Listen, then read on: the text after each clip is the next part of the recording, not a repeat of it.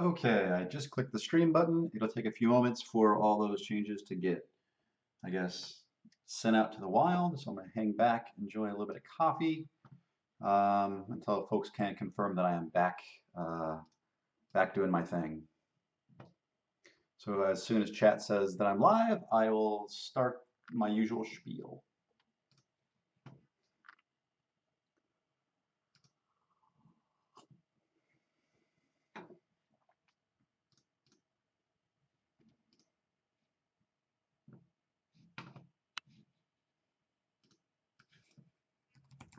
And I'll pull up the website just so folks can. Okay, cool. So it looks like the stream is confirming that we are live and they can see me.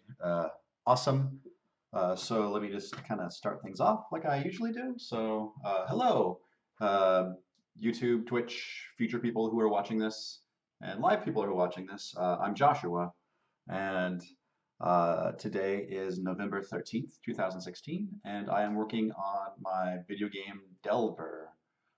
For those of you who don't know Delver, I guess I'll do a quick little recap, right? So Delver is a first-person procedural roguelike dungeon crawler thing. So how to unpack that? So it's first person in that you see through your character's eyes. It's procedural that the levels are different each time you play, and there is some sort of system going on underneath. It's not totally random. The dungeon crawly kind of, I guess, more talks about the aesthetic and the visuals of it. And then the roguelike is the touching on permadeath and some procedural elements. And that's kind of how I sum it up. It's a big mouthful. But yeah, that's the project I'm working on. Again, I'm Joshua. I am one half of the Delver team. I do all of the art, both 2D art, 3D art, UI. I do some level design. Lately, I've been even dipping into programming. So folks who are interested in programming, I might do a little bit of that this stream. I'm trying to focus on some art stuff. Um, and that's kind of what the project I'm working on. Let's go ahead and look at. I like to talk about the changes that have happened since the last stream. For those of you who don't know, I do a regular development stream every Sunday at noon Pacific time. And I guess now you know. This is what we're doing right now. And um, I like to cover the changes that went into the game since last week because I think it's a good way to, I guess, it motivates me to make progress, but also it's nice for you folks just to kind of follow um, like what we're doing, and I can talk about the changes, and I can also talk about the lack of changes if that's the case. I think we've had a pretty productive week. Let me go ahead. I'm just going to, for those of you who know, we use a source control. So our code is kept in source control. It's kept in Git. So I'm just going to do a git log one line since a week ago, and then I'm going to do some pretty formatting so it looks nice. So there have been quite a few changes going in over this last week. So it looks like tweaking of the arrow stuff, and man, the archery updates and the fixes we've been doing, man, it's getting really good. Like it's becoming nice and solid. The arrows more accurately hit what you're aiming at, which is great. They stick into walls. Um, that you can hit enemies with them. Sometimes if the angle is shallow enough, the arrows can still reflect, which is cool. Um, this is some programming stuff here. I actually implemented the paralyze effect. So an enemy that's paralyzed cannot move or attack for a few moments. And if an enemy is flying, it will plummet out of the sky because it's no longer flying. But once the paralyze wears off, it goes back to being its normal self. And then I was tweaking the paralyzed wand count because like right now paralyzed is pretty darn powerful. Like for like 2.5 seconds, the enemy won't do anything, and um, if you can like paralyze everybody and keep them paralyzed, that's too powerful. So we're trying to figure out a good way to balance it. I'm thinking right now it's most likely only going to be a magic thing. We tried putting it on weapons, and we found that basically you can just keep enemies stunned forever, and it really makes the melee combat like kind of uninteresting. So I think we're going to lean towards just the magic having that. So arrows dislodge more nicely when hit. So this is just so if you stick an arrow into a wall, it's still a physics object, and it still should react to normal physics impulses. So that includes you striking it with a weapon. Um, Also, it includes that if like an explosion happens nearby, it will react to that properly.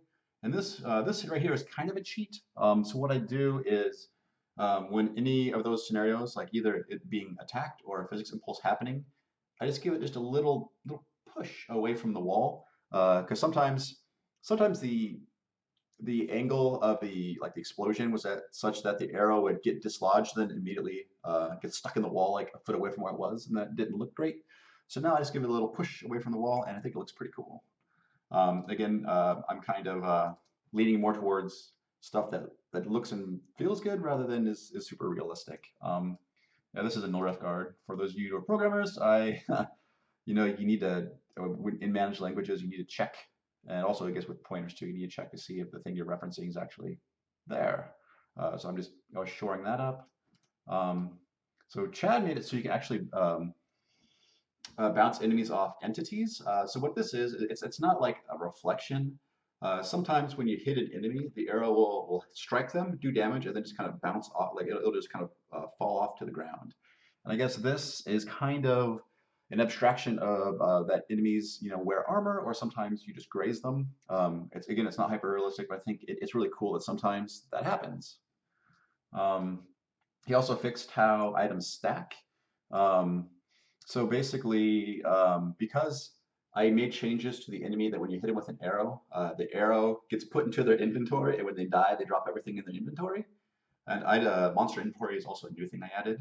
But he made it so that when they drop their entire inventory, instead of just piling straight up like a silly stack of pancakes, it'll kind of do like a little ring like you'd expect to see in most like ARPGs. Um, I got some sort of merge. Chad really liked the little dust effects I added to fast-moving enemies or entities. So anything that is moving over a certain speed on the ground will kick up little dust puffs. And also now things that fall also will kick up dust. So if the player falls enough, he'll kick up a little dust when he lands, which I think looks cool. And yeah, Chad is just kind of juicing everything that he can, which is cool. Um, yep, and there's the ring I was talking about. So fixing the loot spawning.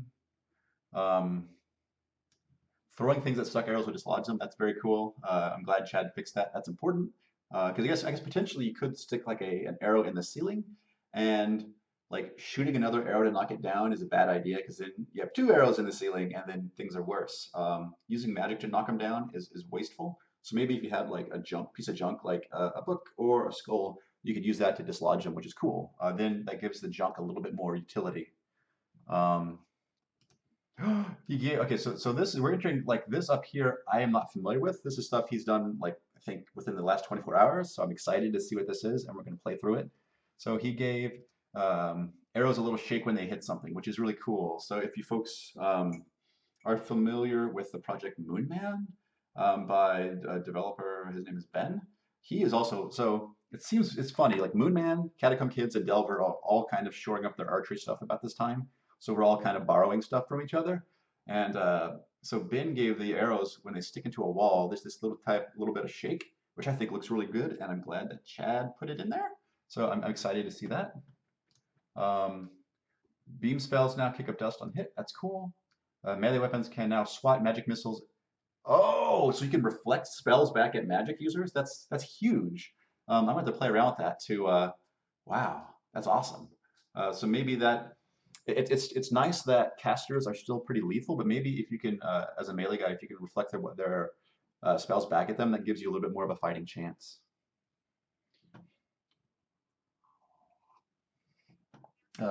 Explosions make a smoke ring. This is awesome. I think this is what I'm going to work on is kind of we're working on explosions and kind of juicing them up and making them really, really spectacular. And Chad is starting to work on that. And from the programming side, so I'm going to probably go in and art it up and make it look really, really nice.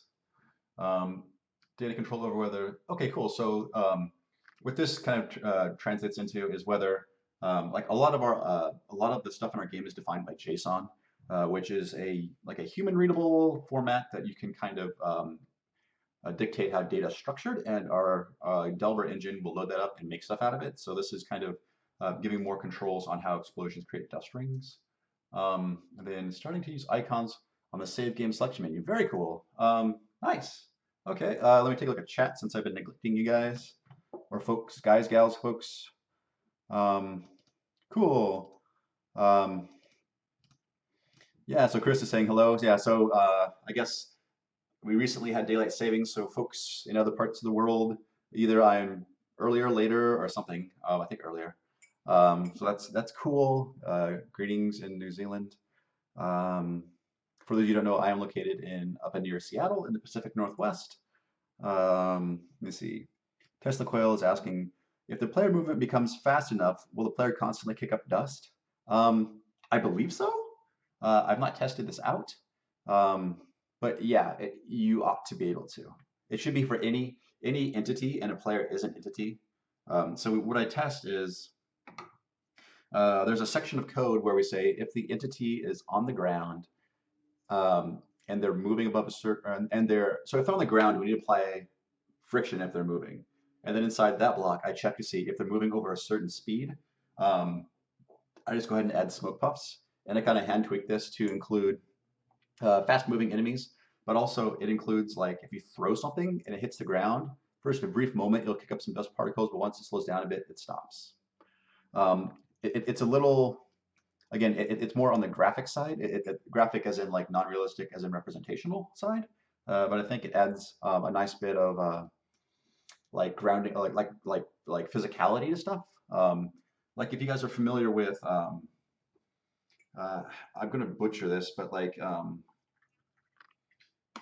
there are like demonstrations of traditional Chinese martial arts. A lot of times they will use like dust or powder to really emphasize the motion. So like when they have like a dramatic stop or an impact, it kicks up a little bit of dust, and I think that helps. I guess make things feel more physical. So hey Tyreek, thanks for stopping in. Yeah. No, I was talking just about how it's kind of funny that there are three separate indie projects, Moonman, Catacomb Kids, and Delver, and we're all kind of shoring up our archery bits right now. I guess it's just something in the air right now. Okay, so yeah, it looks like Deathblade 711 is talking about swatting spells would be a huge kind of game changer. I think it's interesting because it's not a big code change, but I think it will make a very big gameplay change. So let's go ahead. I'm going to jump into Delver right now. We'll play some of this stuff, and I'll try to talk through some of the changes. Um, Tyreek is suggesting this is a Bovember. uh, okay, cool. Yeah, so we have. So I guess the save slot now attracts your gold and attracts. I guess those are the deaths I've had on that particular save slot. So if I erase that, all that stuff should go away. Okay. Um, I'm also thinking about. I'm thinking about adding another NPC out to the starting area, and I think it's going to be an archer, and I think I'd like to have maybe a small archery target set up with a couple of arrows stuck in it. Um, and I think that'd be nice because if you do want to play an archer, it would be nice just to have like a handful of arrows to begin for free. Generally, if you go over here to Joff, he does sell arrows, but um, he's selling bows right now. The Unholy Hunter's Bow and the Longbow of Paralyze. Um, Longbow of Paralyze is probably way broken, but yeah, so I wanted to add maybe a fifth NPC and maybe have her talk to you about archery stuff and maybe sell you some archery specific gear. I'm not sure. I'm just kind of throwing it out there to see what folks think. I think maybe new faces in the campfire is never a bad thing. So let's look at the bow stuff. Again, there are 5 bows now, so I'll pull out the composite bow, and I'll give myself some arrows because you need arrows for the bow to work. And for those of you who don't know how bows work, in Delver, if you do a short click, the arrow goes a little bit, and the longer you hold down, the further the arrow goes. You saw that it kind of skipped there. Sometimes if it hits at the right angle, it will reflect. Also, you can stick arrows into the wall, which is cool. See if we got the little shake thing. Yeah, I guess they shake, but from the first person perspective, since they're lined up with our view, you can't really see it a lot. I wonder if I... Oh, that's nice. Yeah.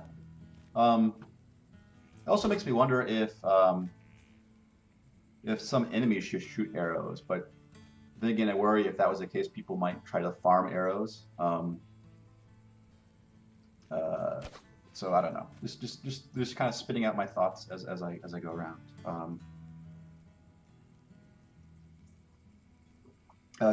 Slayer Darth says greetings. Hello, Slayer Darth. Yep, an archery NPC. I think that would be good because we have right now we have an NPC that covers magic. We have an NPC that covers like other junk you can buy. We have an NPC that kind of gives like it's called diegetic music. So he is the reason that we have a soundtrack. Is because this guy's playing it. So that we even have this like a mysterious like guitarist somewhere. He's right there playing the music for you.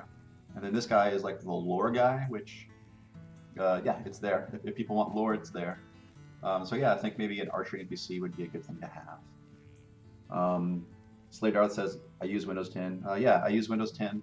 I also use OS X. We are a cross-plat game, and what that means is we run on PC, Mac, Linux, and Android. So we're on Steam, we're on Humble Bundle, and we're on the Android Play Store.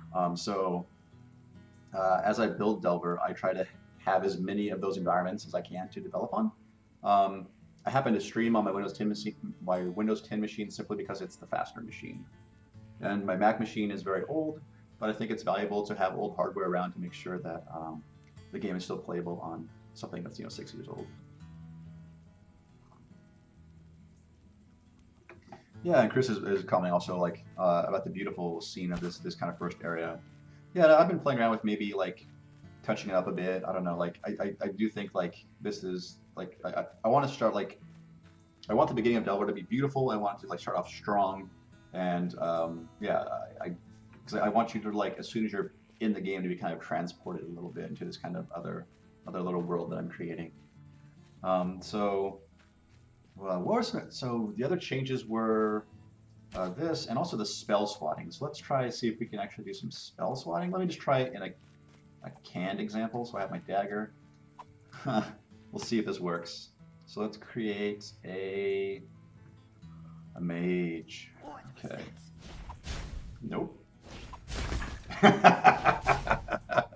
So my timing is definitely wrong on that.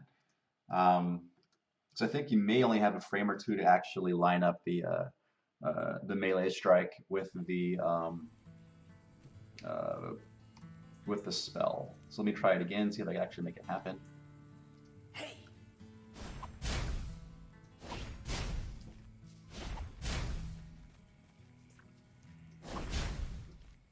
Hmm. Hmm. Hmm.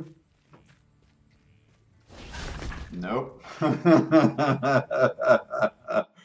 Oh goodness. Let me try a weapon with slightly longer reach. Maybe that's important. Um, let's go with just like an iron sword. So yeah, the weapons do have different attack profiles. Like if you do a light attack, it does a swipe. If you hold it down, it does a thrust, and that differs for each weapon. Some might do a thrust as a light attack, and some might do a chop. It just depends. But this has a longer range, so maybe this is what I need. But also the timing is different, so I'll try this a little bit longer. Ah, crap. I need to start swinging you before he fires. Nope. Not good. Let's try a short sword, which has a little bit better, a little quicker swing. A little bit. Nope. Um,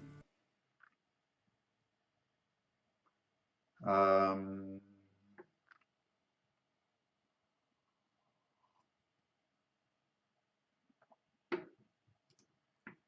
me see. Yeah. Yeah, so JWzilla saying, am I trying to reflect the spell? Yeah, so uh, Chad, who is the other half of Delver, he does the programming and whatnot. He he's at least he checked in codes to that effect. Maybe I will also try just using a wand and see if I can reflect it with magic rather than um, uh, with a melee weapon. I know it's possible, but like again, the timing has to be really, really exact. And now it looks like spells just pass through each other. Huh. Okay, last time, if I can't get it, I'll just... Yeah, it's looking like I'm not going to be able to do it.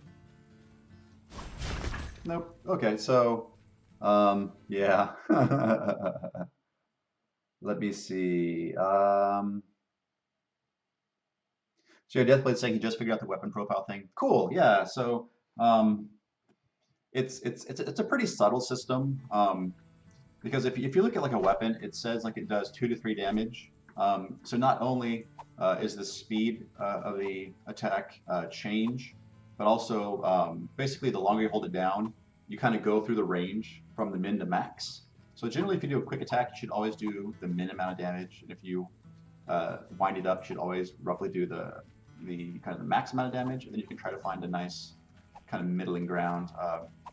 Depending upon what you think is necessary. If you think they're close to death, you can just give them a quick little hit. Otherwise, you might want to swing for the fences.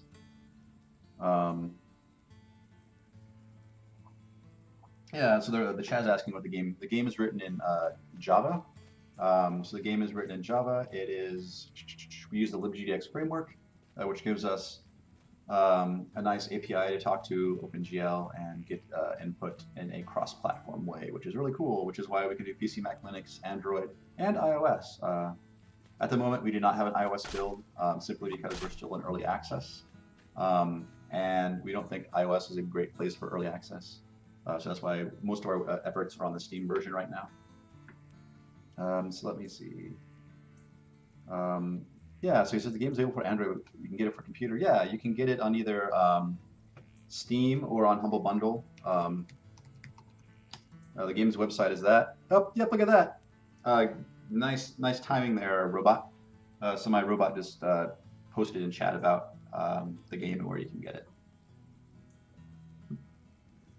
So yeah, so if you're okay with early access and you want to support me, that's cool. I appreciate that. If you want to wait for it to be released as a full thing, I also understand that. Not a big deal. So let's look at this explosion. I think that's what's kind of what I'm interested in. So the explosion can make a ring. And it looks like, yeah, there's a...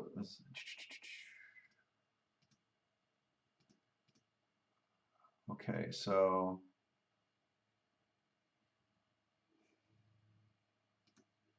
generally explosions are created by potions. Let me see if that's the case.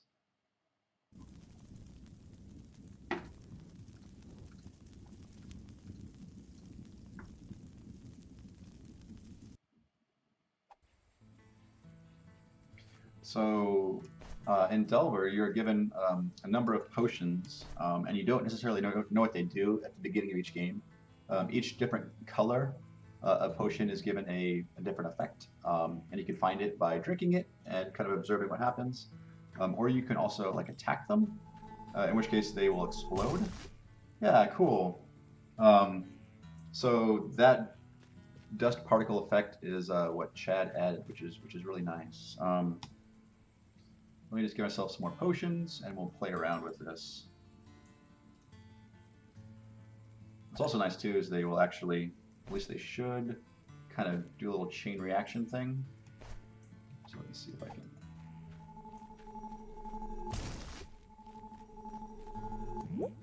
Yeah, very nice. Um, yeah, I'm not sure if explosions should make them immediately trigger or if this time delay is okay. Um,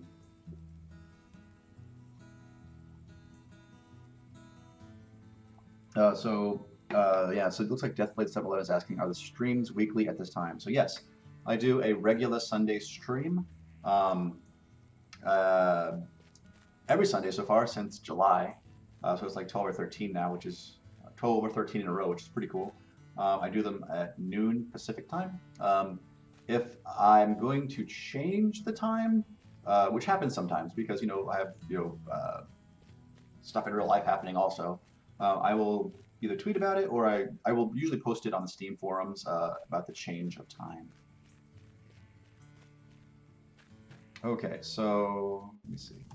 The OS Osbelm says this game reminds me of so many games. Okay. I mean, thank you, I guess. Like, I guess to be fair, like, um, anything you create is kind of based on all the things you've ingested, in a way. So, there are definitely lots of inspirations that I'm kind of pulling from here and there, and trying to combine them in ways I think are interesting. Yeah, Tyreek is saying hitting the potions to bloom up is pretty neat. Yeah, yeah. So that way, the potions have like we have a potion of poison. So if you drink it, it poisons you. But if you know it's a poison potion, you could actually turn around and you could either attack it or you could throw it at enemies. Um, so I have. Let me see assets. So I've made a wrong file. So I made an explosion animation a while back, and I want to actually get some use out of that. Um,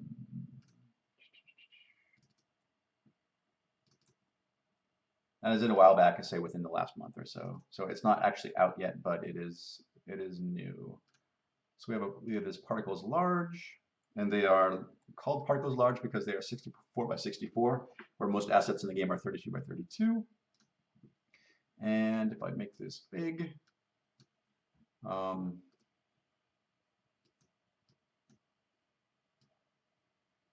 let's create a new animation. Uh,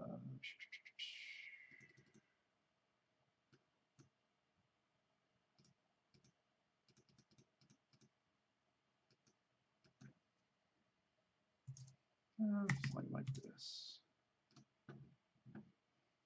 And if I hit play, that's what it looks like, which I think is pretty cool. I've kind of lifted some different stylistic stuff from a couple of different artists who I like.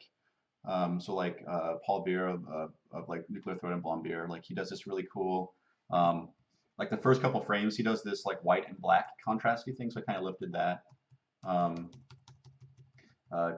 San 11 has been posting tutorials on kind of how he handles particles. So I've been trying to keep mostly from him. It's just the keeping in mind to tackle things one at a time.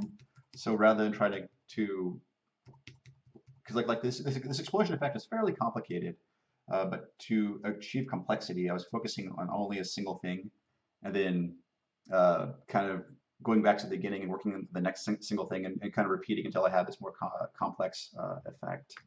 Um, and then I think there's just other folks I'm forgetting too, and just like some of the shapes and kind of how the explosion handles I like what they're doing, so I kind of uh, like the style and kind of the feel. Like I tried to look from that. Let me see. Um, let me see. So if I throw a healing potion, do you get instantly healed? No. So if you are within the radius of a healing potion, um, if the healing potion is an insta heal, it should apply it to you. If it's a heal over time, that should also get applied to you. Basically, it should be the equivalent of drinking it, um, but in an area of effect sort of way. So what I want to do is figure out how to get this into the game, and I want to also add some secondary particles to this. And also, I like to make make use of that dust ring that Chad put in there, which I think is a very cool effect because it also makes it seem like it has more dimensionality than just the 2Ds that the sprites do. Slayer Darth says, what JetBrains product do I have pinned to the taskbar as the GitHub logo? So I use IntelliJ. This is written in Java, so I use IntelliJ to handle the project and debugging and all the usual development stuff. It works reasonably well. Before this, we are using Eclipse. So primarily for the past 3 years, my role on this has been artist.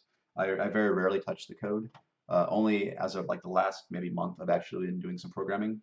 It's just kind of coinciding with, Chad he has a day job and he's getting more busy. So I'm just taking on some smaller tasks that I think I can tackle. So explosion. So we have an explosion class that, if I remember correctly, just plays a single it just plays a single animation. So if we go back to the desktop, or if we go to run Delver again, let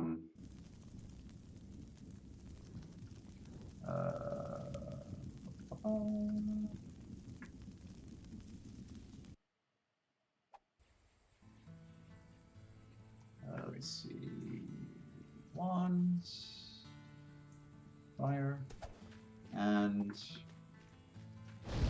yeah, so that little, the effect that gets played when it hits there is the explosion. And so I think we ought to be able, even just through the data, just go to the items and then turn on that little puff ring. So I think Chad was making changes to the explosion class has a make dust ring property. So let's try just flipping that on. Let me see.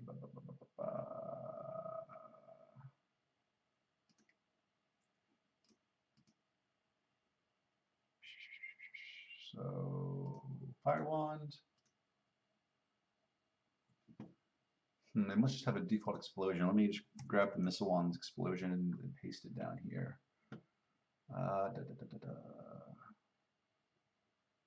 Looks like that's part of the spell definition. Spell color, explosion.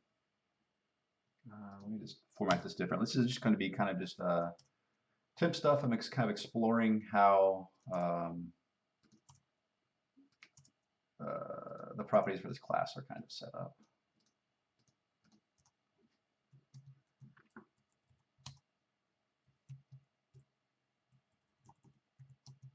Okay, so start text, end text, that defines the range of animation.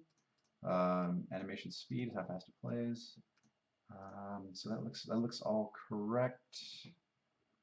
Let me look at the explosion because he changed the. Why am I checking out? So let me just kind of jump down into where I think where it should live. Yep, should just amount like mod exposure. Yep. So make dust ring is the new property. So we can go back to the JSON and we can just add it to the explosion. True. And let's just see if that works.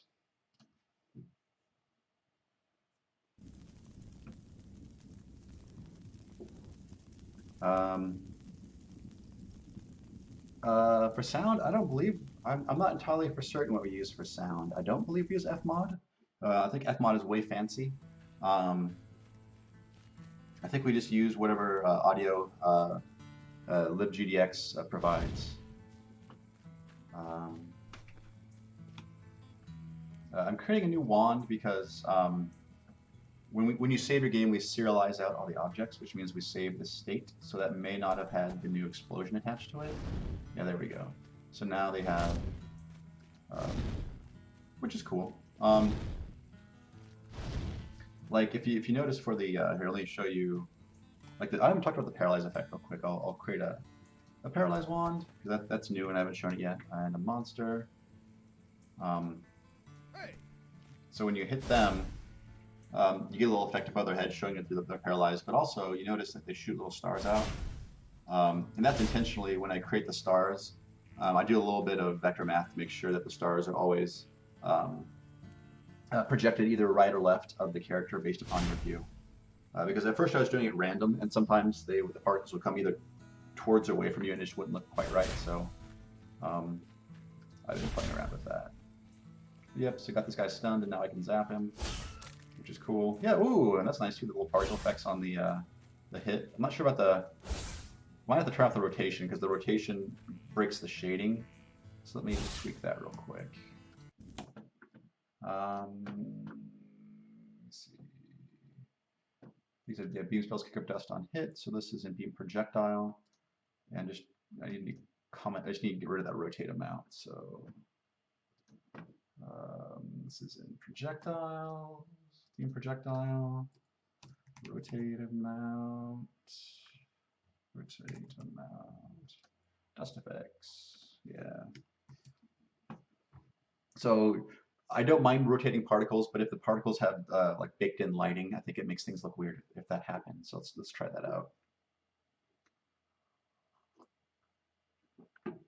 Slayer Darth says, "Do I not use Android Studio or NetBeans?"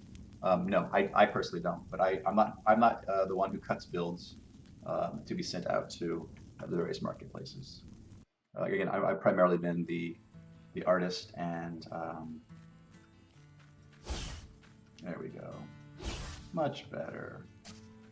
I think the scaling looks cool. Sometimes I get a little weirded out about the whole scaling stuff, but I think in this case I think it looks great.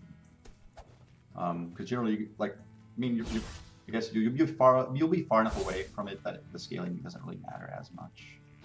Yeah, it looks really great. I'm glad Chad put that in there, especially if you like hit an enemy with it. I think it looks really cool. Again, going back to the whole physicality stuff, making it kind of have more impact when you hit them. So that's cool. Let me just changes. Let's not do that. Let's do that. Remove rotation on beam dust particles. Commit. Cool. So that's how the dust ring works. So what I want to do is I want to change the explosion for the fire wand to be the correct one. So if you look here, in Pixel Edit's nice because you can import these tiled images. So right here, this represents this document. When you slice it up into 32 by 32 pixel images, it represents a frame animation. So if you start in the upper left and you work your way to the right, you advance, first frame, second frame, third frame, etc. And Pixel Edit understands this, and if you hit Tab, it shows you the indices of all your tiles, which is cool because we use these exact same indices in code. So I know that I want frames 0 through 8. The tricky bit is, though, if you notice here, this explosion start text is 2 and ends on 3. So if you notice 2 and 3 don't look like what we see in game, and that's because we're pulling from a different texture sheet. So traditionally, these are for I guess the normal sized particles, which are 32 by 32, and they just live in particles.ping. Make sure that my tile slicing is correct size. Let's bring that in. Then yeah, so it says that the start text is 2, end text is 3. So that's really, if I add animation and it's really only, wow, that's, okay, so I see what's happening. So basically what we're doing is, this is what the animation looks like, but technically it looks like this, because this first frame here is what the projectile looks like normally. So when it hits something, we play these 2 frames to kind of make it look like it's winking out, which is, it's okay. But what I want to do is I want to use the other one because I think that one is better. And I want to basically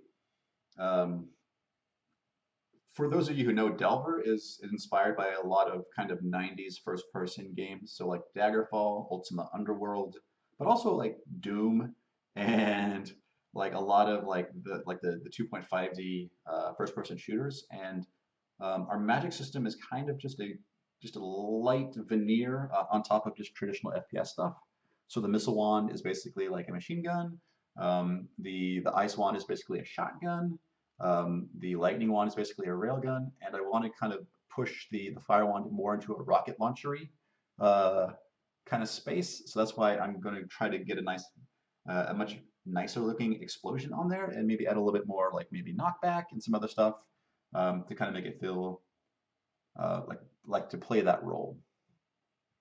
So what I need to do is I need to point this at the correct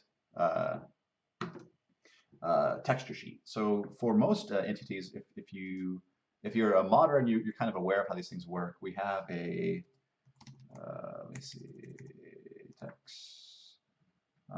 So for items, probably not as much. For enemies, it's probably a lot more easier to show. So for entities,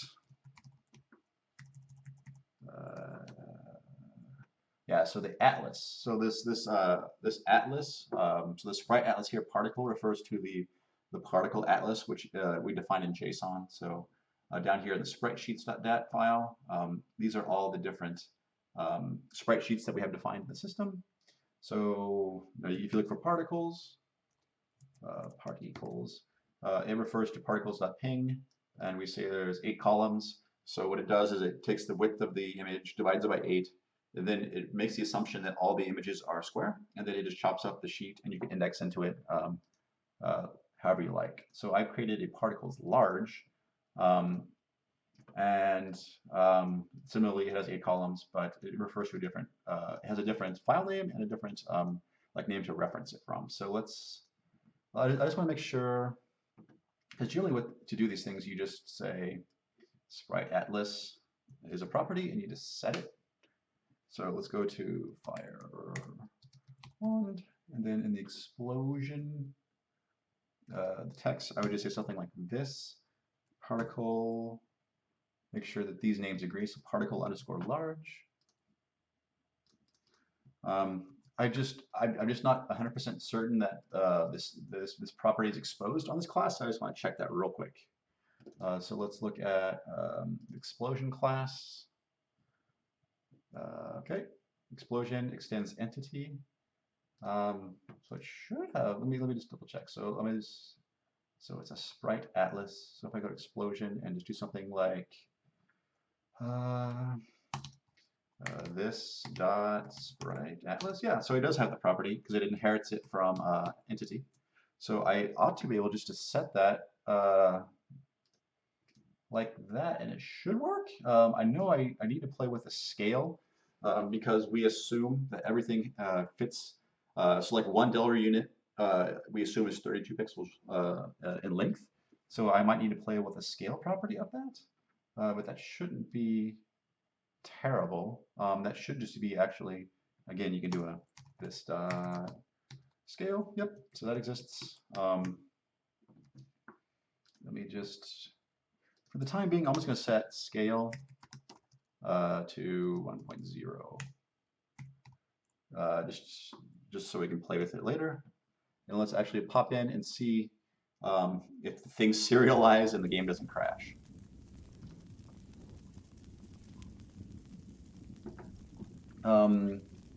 So BadXDK says, what language are we programming in? Yeah, so the game is written in Java, which is an interesting choice. Yeah, so 4 years ago, this started off as a hobby project, and fortunately, we've had a decent amount of success to where we get a little bit of money off of this, which is really cool. But like, when you're doing a hobby project, you don't necessarily plan for it to live 4 years of active development. So for better or for worse, it's what we were locked into. It's been interesting. We are both productive in it, so it doesn't really matter. It's just working with managed languages. There are certain things you have to keep in mind. So wands, fire wand. That's what I want. Okay, and Explosion? Explosion did not change at all. Interesting. I didn't even change the indices, but that should, okay.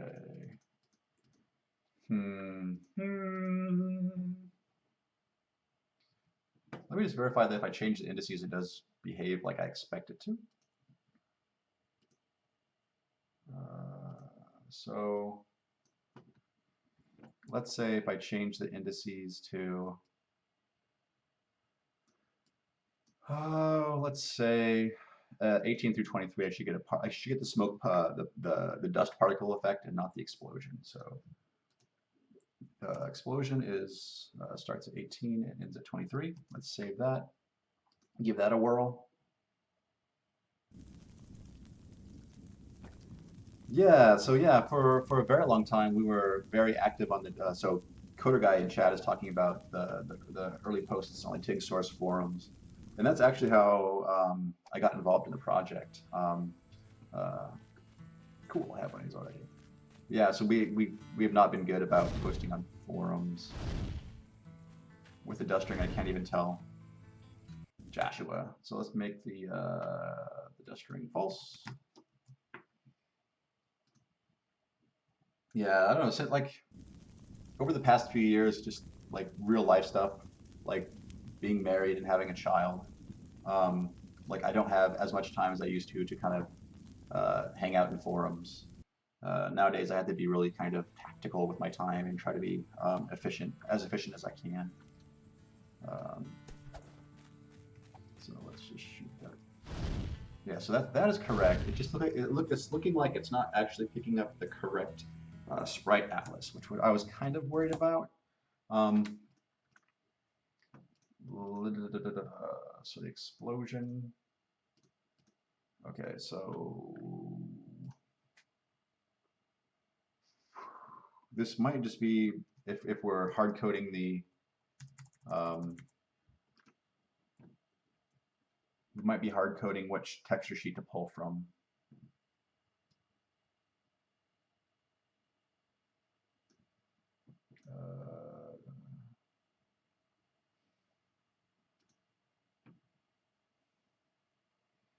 Let me think. So the particle class knows all about sheets or atlases. It seems to just do the right thing because it's a sprite.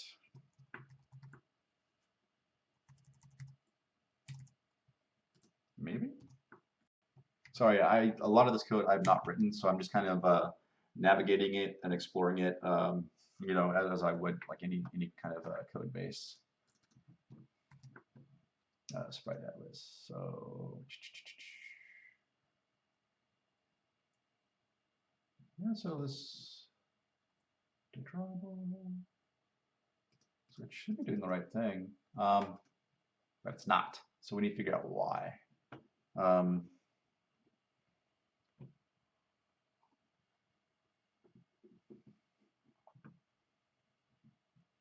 Do I need to set that? Does this whole cache pull assume that the particle is always being pulled from the particle?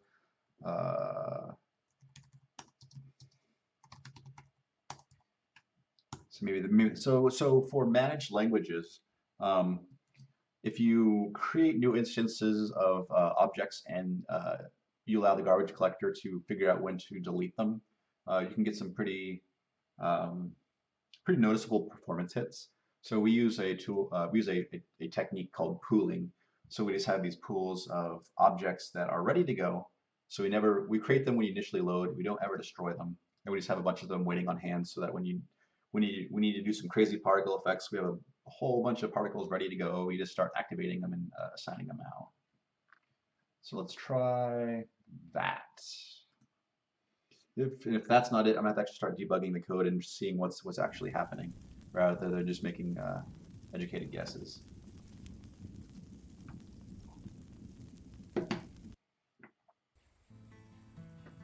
Okay, so let me just pitch that one, create a new one.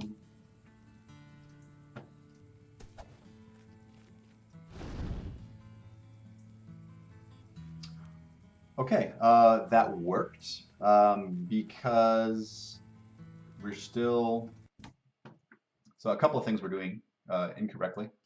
So that's going 18 to 23 particle large, so it really should be, so the indices are all wrong. Over here, it should be 0 to 8. Um, so index 0 to index 8. And the color is getting picked up from spell color. Um,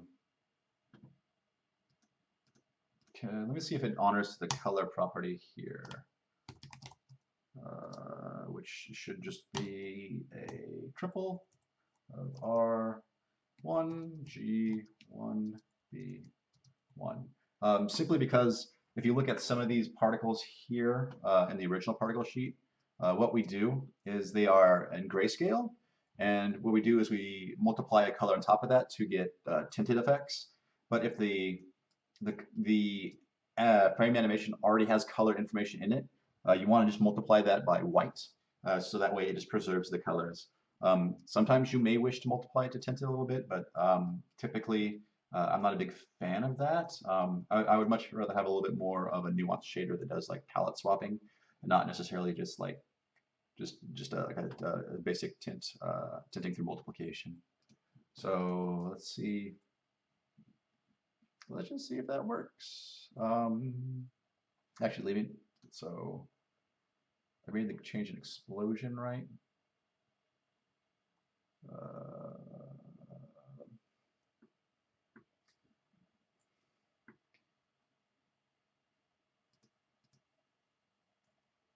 yeah, maybe I should also do the same thing here.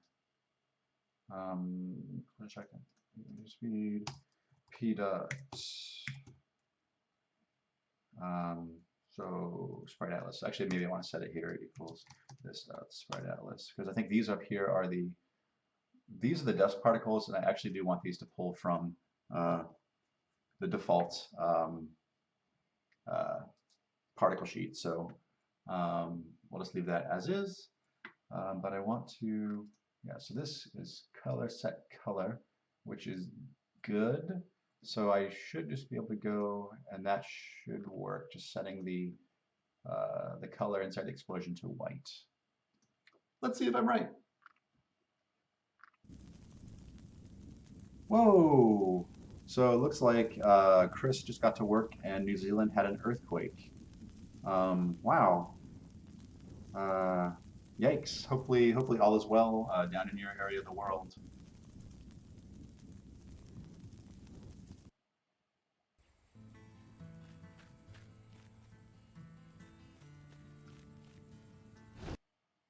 Ah, there we go.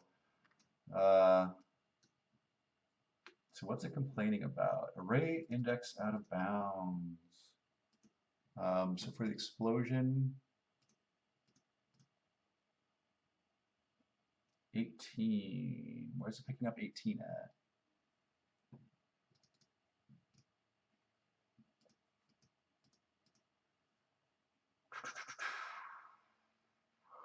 So this actually might be an issue with how our pooling works. Let me just look at the cache pools and see. Yeah, let me just always have the cache pool instant when it grabs a particle, that we go ahead and set the sprite sheet or the atlas correctly, so we don't get any weird stuff. So ptext, so p dot sprite atlas equals particle. Okay. Let me see if that was the issue. Because basically what happened is it was trying to look for um, it was indexing into an array, and the array was not long enough. So to me that indicates that it was looking at the wrong sheet. Same thing. Let me just go ahead and put a breakpoint here, and it's trying to hit. Oh, It also might be simply because I have bad serialized data. I guess I've kind of spoken about this before. Um, is when we save state in Delver, um, like all the levels and the items and the enemies, we go ahead and serialize out all the data. So if we make changes, and hopefully we shouldn't break your save game. Sometimes we do, but this is kind of insulate against that. So I think I need to create actually a new one because that might have the old explosion data still saved in it. Um, let's try that. Yeah, there we go. That is better, except for the fact that it looks like it's playing really fast. So let me change the explosion animation speed to something really slow so we can look at it. And it looks like it's picking up the wrong color as well. Um, so let's debug. Let's figure out that. Okay, so Chris is saying from him it was far enough away to not really cause damage, but the elevators are turned off. Okay, that's I guess safety precautions are always good. Um, I guess technically now that I live out on the West Coast, earthquakes are a thing that can happen. Previously, I lived in the Midwest, and I guess they now in Oklahoma are having regular earthquakes, but where I was from, they are not having earthquakes, at least that I know of. So let's do this. Yeah, so it's still tinted red, which means, or at least I guess to me, says that it's preferring. So the spell has a color and the explosion has a color, and it's to me that's saying that this color is being preferred over this one.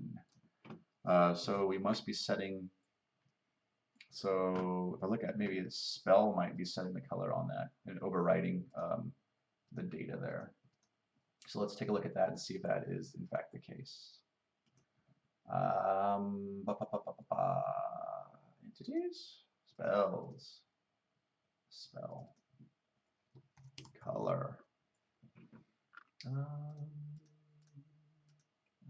That's really it. That's curious. Um,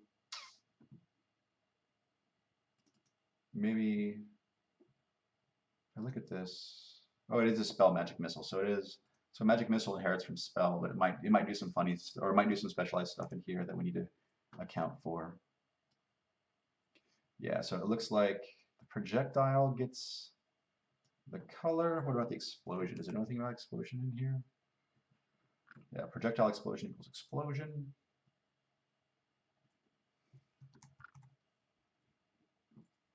Oh, so here it sets a projectile color to spell color, which is okay because so does the projectile? So if I look at magic missile projectile, does that change the color? And I'm worried about explosions. Explosion.color equals color, which I don't necessarily want. I want the explosion to kind of,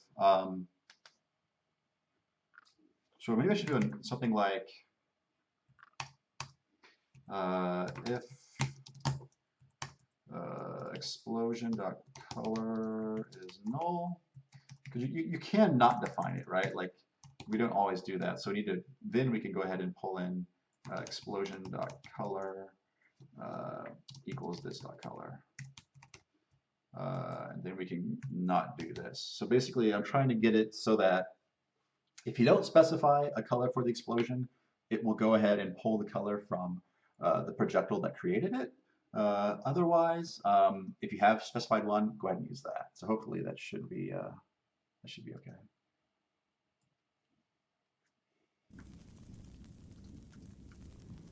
Again, I guess no, like going through university, learning computer science, like one of the real hard skills you learn, like when you actually get out in the industry, is really learning how to work with another person. Because you know, um, in class, you do group projects, but a lot of the time, like, whoa, okay, so what did I do? Did I screw something up? I must have particle large. Um,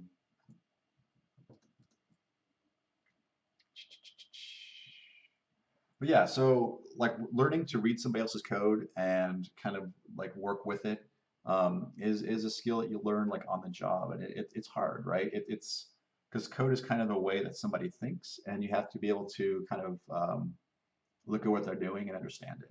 And in some ways, it's kind of like understanding how another person thinks, which is cool. But sometimes people think way differently than yourself, and it takes an adjustment to figure out how to kind of navigate the code they've written. Okay. Actually, let me just try starting fresh. Let's see. Let's erase that. Let's play that. Give myself a brand new file wand. Yay! So that is playing the explosion, which is cool. Now it's not. Cool. Hmm. So something is still going on because we're still getting an array out of index exception. Um, also, so I'm trying to insulate like so the cache pools. Are there other ways of getting a particle? Yeah. So there are other ways of getting a particle. So I need to kind of make sure I go through here and then any place where we can get a particle. Basically, I'll look for wherever we set the texture, and then underneath that, I will go ahead and just make sure that I'm also setting the atlas, so things aren't goofed up. So sprite atlas equals, uh, actually, yeah, just like that. Okay.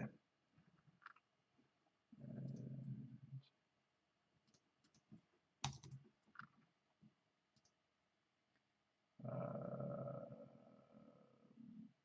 so this looks like it's using that, which should be okay. This one is using this one, which also should be okay. Um, I think those are all the instances of where we're getting a particle and setting a texture. Let's let's play around with this a little bit and make sure that things are going to behave well. Let me just stop all these. Looks like I have some instance of Delver still floating out there, so let me go ahead and clean all those processes up and start a new one.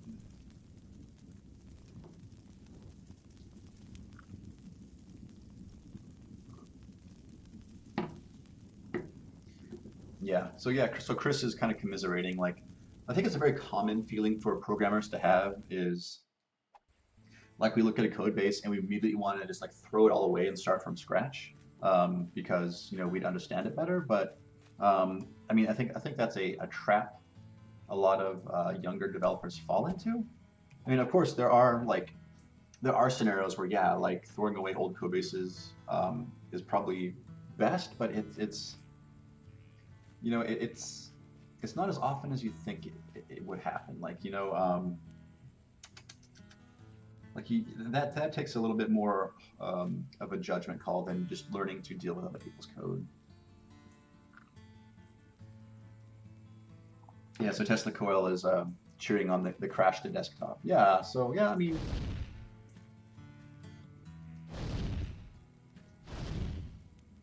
so I'm curious why it's not consistently. It makes me wonder if I'm exercising different code paths and it's still crashing.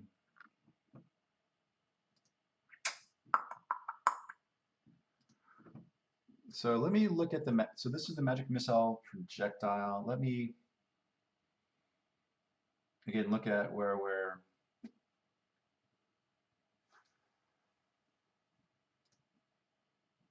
again. Let me do something like ring dot sprite atlas equals particle. But I mean, I should have shored a lot of this up. But let me just so this is actually creating a particle directly, not actually pulling from a cache pool. Um, so here is when we do the explosion. Okay, so let me try to debugging this and see what's going on.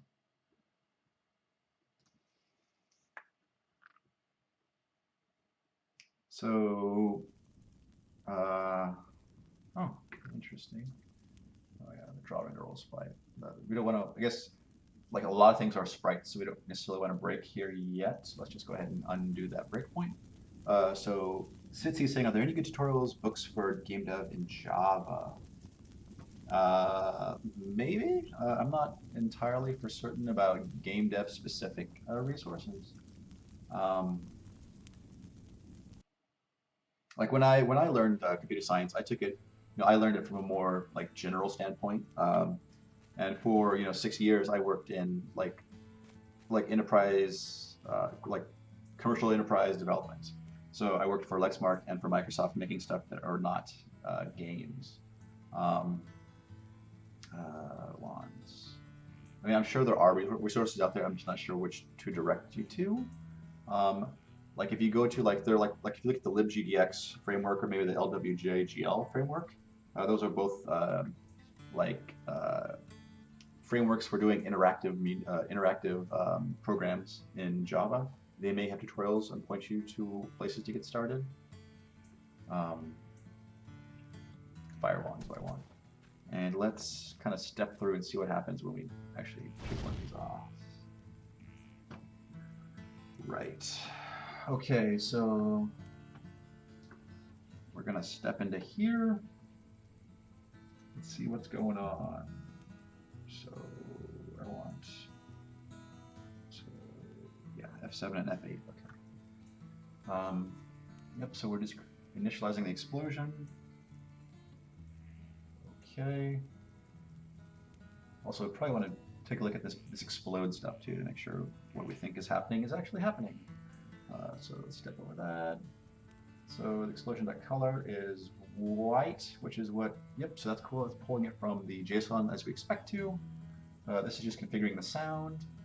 This is actually invoking the explode on the explosion object. So let's step into that.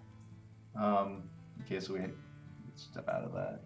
So inside this this call to explode, there's actually a we're grabbing the current level we're in. Generally, we do this because basically we grab the current level we're in, and then we add objects to that scene just so that they show up in the correct scene. So let me step into this again. So this is explode, and these are, so we want, looks like 5 particles, which I guess if you notice in Delver we have a graphics slider, and basically what that does is it just like there are, for lower performing machines, you can turn down particles, you can turn down meshes that aren't necessarily structural, they're just there for decoration. Okay, so this might be it here. So if I, so I've grabbed this particle P. Let's look at some of the properties on this particle. Properties or fields or whatever you want to call it. So here's P. It looks like, actually let's do, well, I'll just do it through watches. It might be a little easier. So a new watch, let's do P dot sprite atlas is particle, which is okay. That's what we want. Actually, let me, next time I go through that, let's step inside that and see what we're actually exercising. So let's go into here to get particle. Okay, so let's step into that one. Yep, so that's cool. So we are, in fact, we are setting the sprite atlas like we think we are. So that should be okay. Looks like it's still particle. And so here we're just grabbing a bunch of particles, and we're kind of, we're all giving a little bit of velocity, and we're just adding them to the level.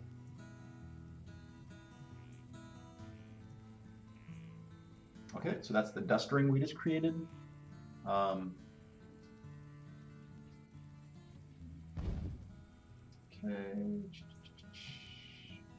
So again, let's check and see what path we're exercising here. So this is, yeah, so sprite text is particle. That's all great. Now I step out of this, which I think is F9. Shift F8. Okay. So we've grabbed a new particle. Are we not? Yeah, we're setting the sprite atlas here.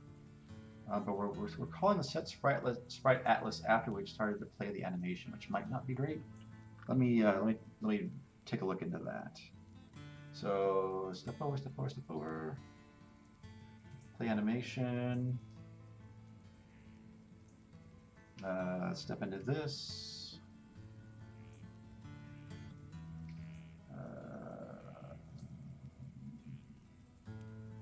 So if I remember, I think all sprite animation does is it just handles the actual incrementing and looping of the indices for the frames.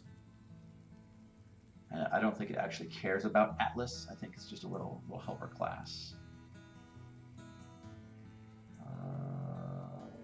Yeah. Just step out. Okay.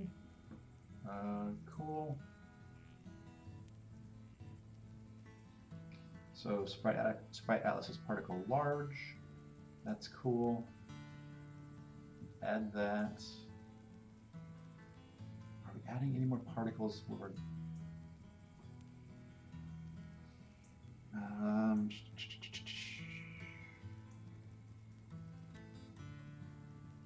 Okay, here's a dust ring, which might be the issue.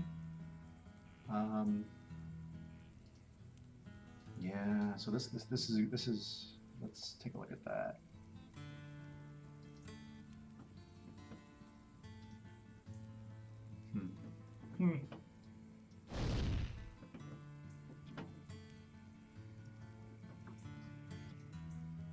Continue. That's cool. Maybe not. Maybe let's undo some of these breakpoints and see if we can catch when it crashes. Then, so I'm curious, like, what's getting messed up? Because basically we're having it. We're pulling an incorrect index into the sprite atlas, and we're getting an array out of bounds.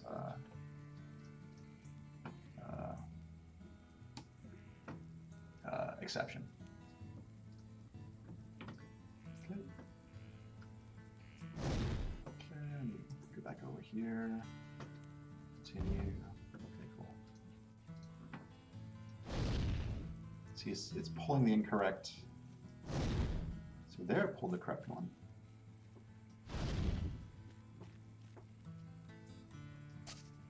It's kind of strange why sometimes it pulls.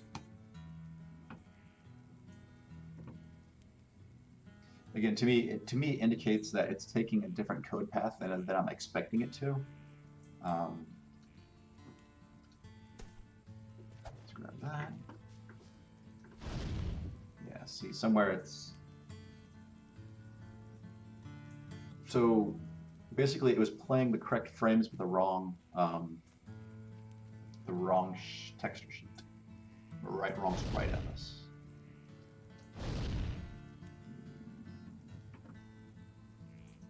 So again, let me just, it seems to be consistently doing it, so let me see what it's doing.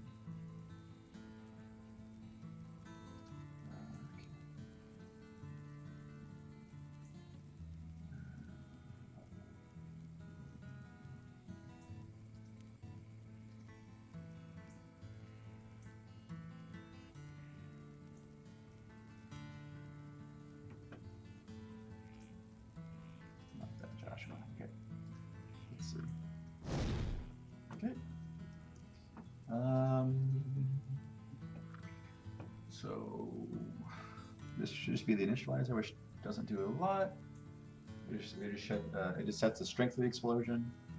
The color should be white, which is what we want. Let's go to the explosion.explode. Oh no. Okay. I grouped that up. I think that's the one I want. Let me just get to that. Did we crash? Looks like we crashed. Or did I stop it? Oh, Joshua.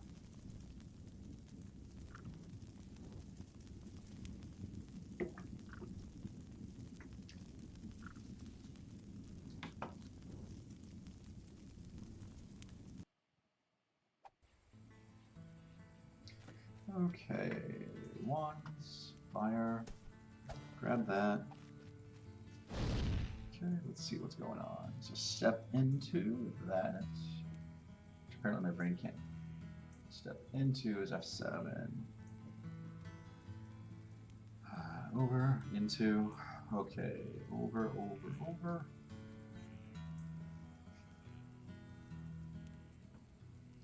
That's the correct. Or is it? So this is the explosion animation. So this is get particle. So what index are we pulling?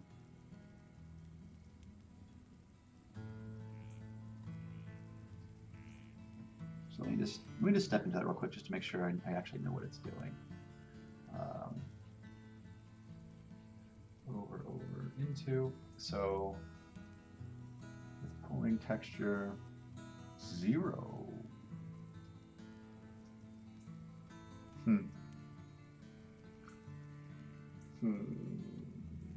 Is that correct? Because on one sheet, texture 0 is actually, what is it? It's a tiny little, it is just a little white dot, which might be what we want.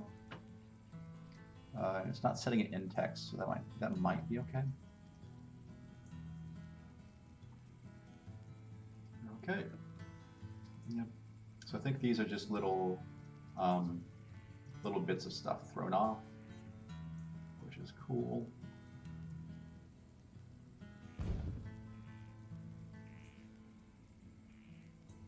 And this is the explosion particle.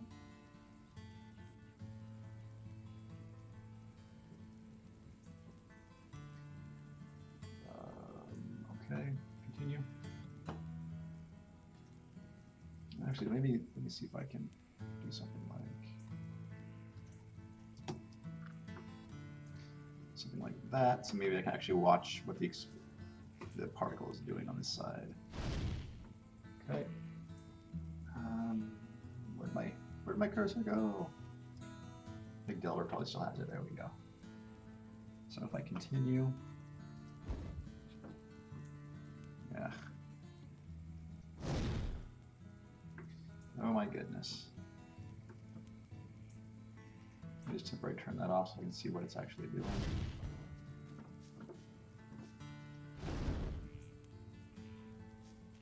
So it looks like occasionally it grabs the wrong sheet for these guys,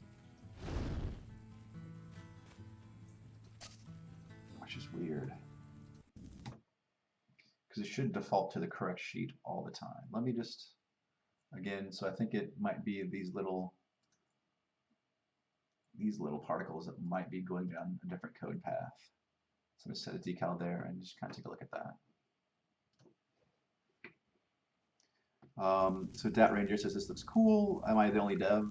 No. There are 2 of us working on this project. I'm Joshua. I'm the primary artist and most of the time only artist. And we have contracted out help a little bit. So our promo art is done by a guy named Sam Garcia, who makes really beautiful illustrations. So he's done the Delver promo art, and then a pixel animator named Hunter helped us out a few years back doing all these lovely character animations.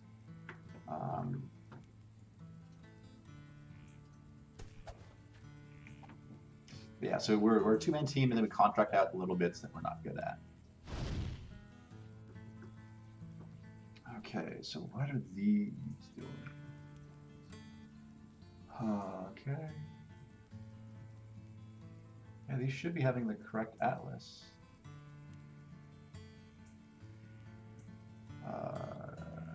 Continue. Let me put the breakpoint there and see. Yeah, F9 is good. Okay, cool. So particle. Those all look correct. Let me try it again.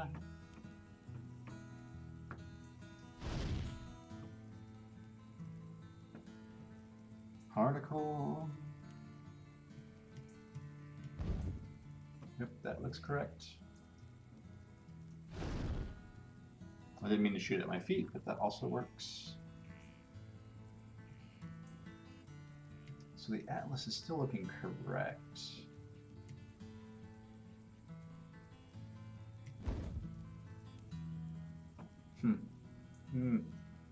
But sometimes it spawns something that's not correct, and I'm curious. I'm trying to figure out why is what I'm doing right now. So it plays the correct explosion sometimes. Sometimes it plays the wrong explosion. Let me re-enable that breakpoint.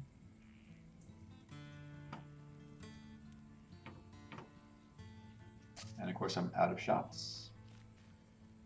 And weird, there was a firefly that had the wrong. That's also very strange. And did it just crash on me? Yeah, so it looks like something, so basically changing up what sprite atlas the particles use is causing problems. Yeah.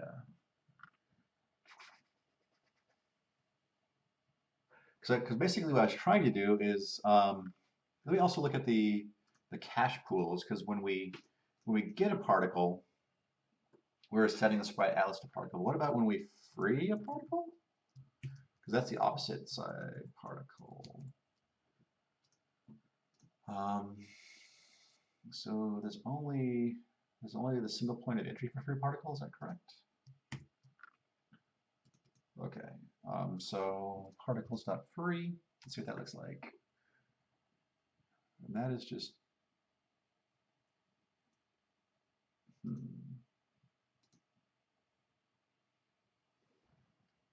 strangeness. I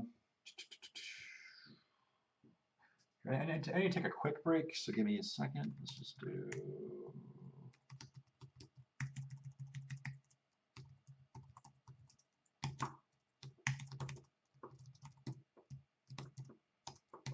Let me just do this real quick.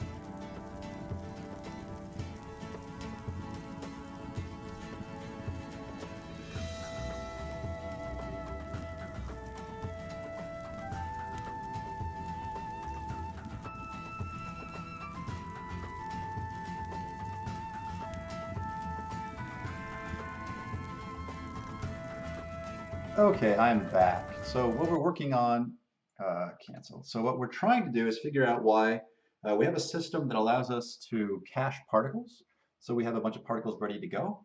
It looks like um, sometimes the particles are their state isn't being correctly set or cleared out. Like sometimes you get these strange particles that are playing animations of things they should not be playing animations of. I'm trying to figure out, pardon me, why this is. Because here I'm trying to set the atlas back to um, particle, which should be the default one, but occasionally it's still picking up the incorrect one. And the only place I'm actually setting it is in here.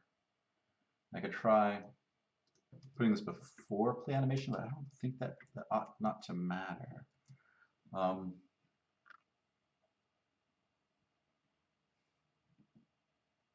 let me just play around with this a little bit more, figure out why, and also sometimes, yeah, so the Atlas is the thing that seems to be goofing up the most. Um,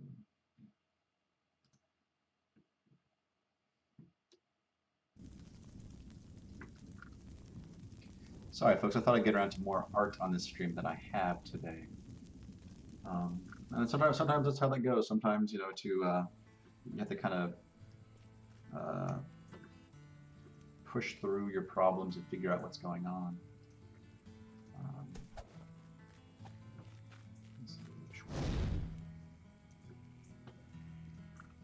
Okay.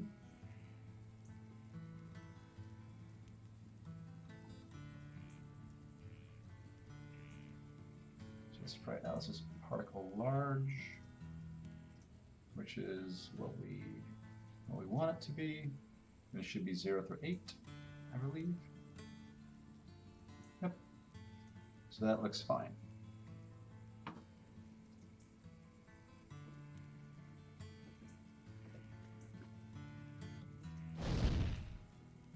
And again, we could set my breakpoint to right there. So the sprite atlas is particle large, which is correct. Okay, let me see if I can get it to actually reproduce. And then I'll try putting a breakpoint. But it seems like it only reproduces like right towards the end.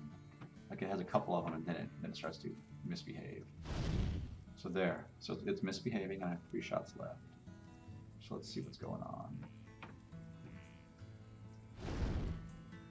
Okay.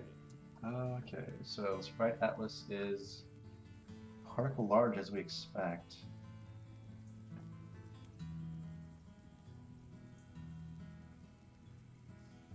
This is weird.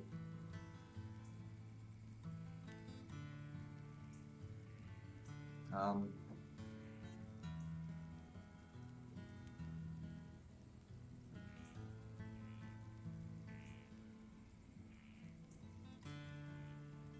wonder if I can. I think I can add conditional breakpoints to in IntelliJ. Let me see. I shouldn't have a lot of particles. Let's see if I can just debug the particle itself and see what's going on. We should be playing an animation right now.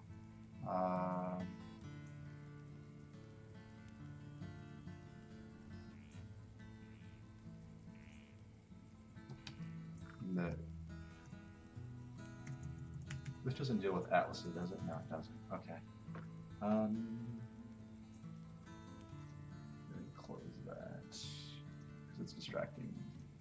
Haven't made any changes. Okay, so I continue. This is a particle. New watch. This sprite atlas. So this is the correct one.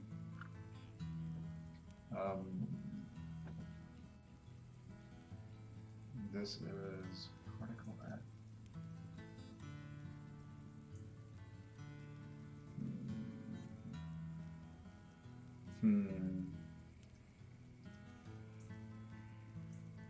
So if I continue,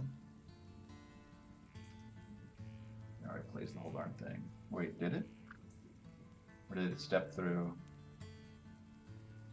Is this the right one? That's not the right one. Or is it? Try to keep these darn things separate. It's going to be very tricky.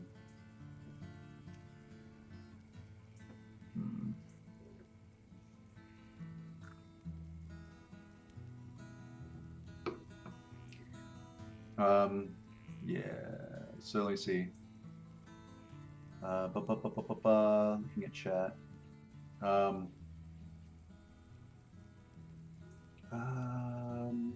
So Untrusted Life says, love your game, friend. I'm also working on a programmer, working on roguelike. Cool, yeah. Nice.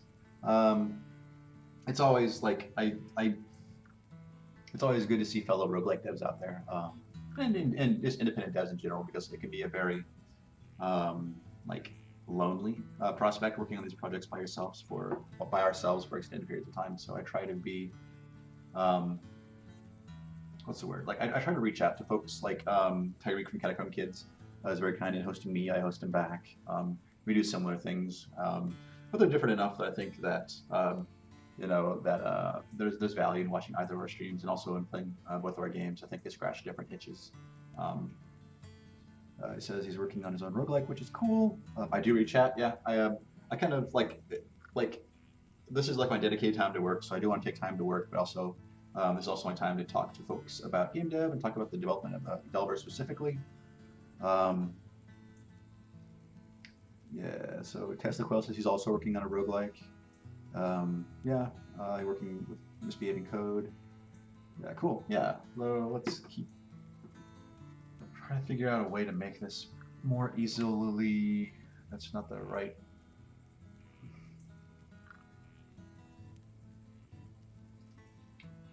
So play animation.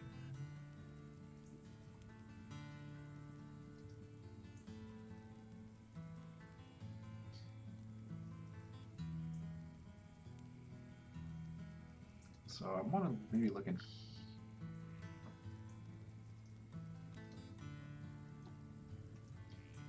here in the actual animation stuff. If looping session, loop animation, play animation. So I'm trying to figure out why this thing keeps getting set to the incorrect sprite atlas.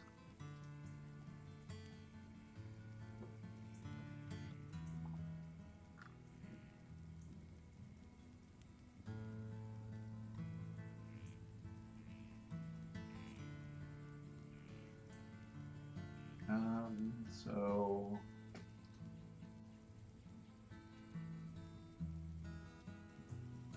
let me see. So particle is a sprite.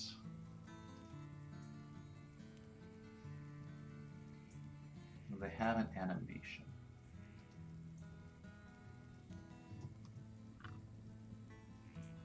Which is a sprite animation object.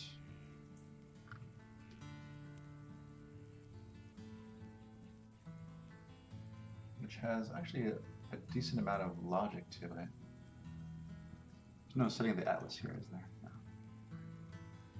So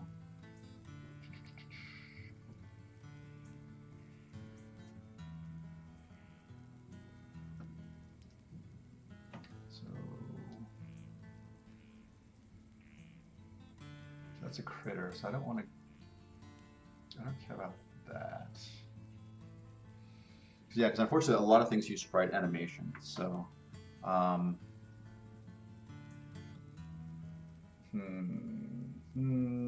what's the best way to troubleshoot this? Because generally, I would go with like where we're instantiating this explosion should be like the primary place that we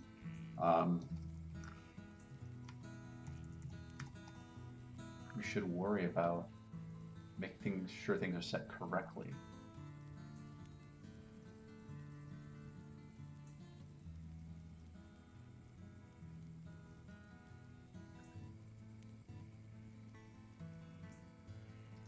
So is this?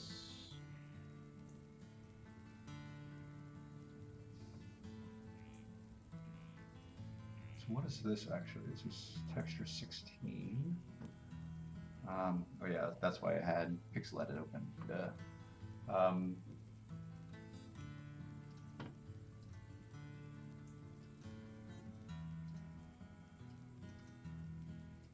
Just so I can look at the these indices a little bit easier.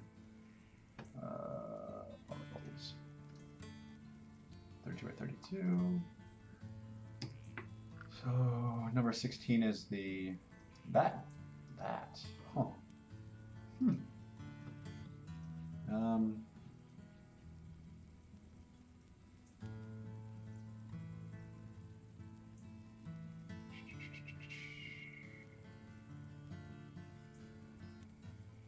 Let's see.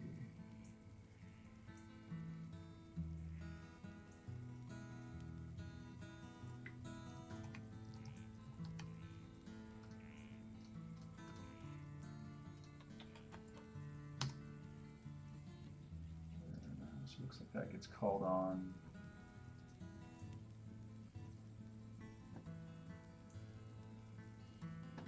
Encroached on projectile.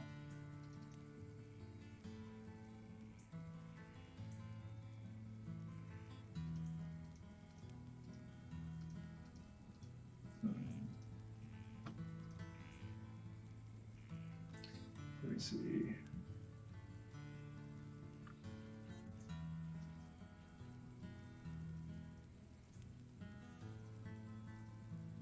Yeah, so it looks like Untrusted Life says they post devlogs, and that's how they avoid the whole loneliness of development.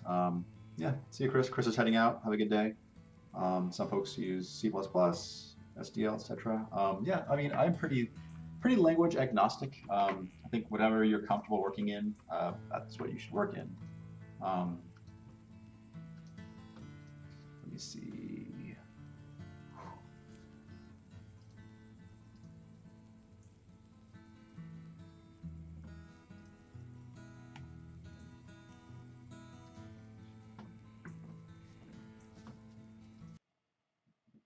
Then now it crashes.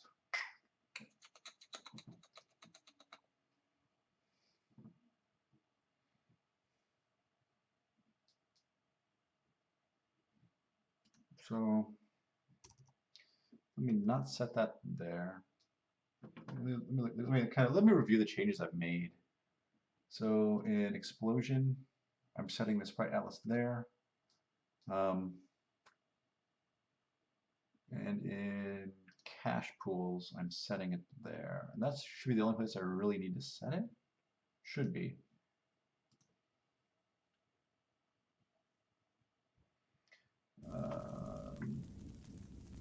So, hello, Darejog. Thank you for joining my stream. I'm looking at implementing a new explosion effect, but right now I am trying to debug why sometimes it pulls from the incorrect sprite atlas. See, that was correct. That is not correct. Not correct. Correct. See, all of a sudden now that one was not correct either. What are you doing? Why are these...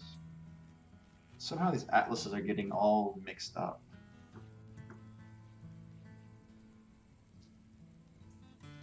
Let me stop this. Apparently I have multiple processes running, okay.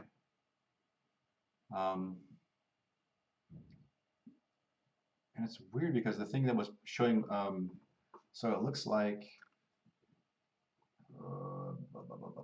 this might have to be something I have to punt to Chad because Chad is the primary programmer and he understands better how these systems that he's written work. But the explosion does a bunch of little small particles. And for some reason, sometimes those are getting set incorrectly. And also on this magic missile projectile, they leave a trail. And sometimes those are getting the incorrect sprite atlas as well. Let me just add a breakpoint there.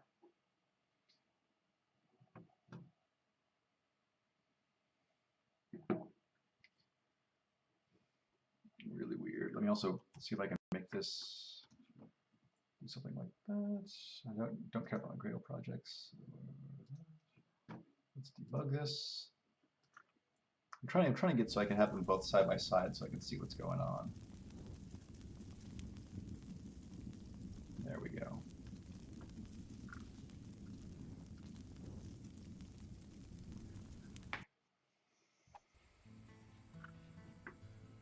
Okay.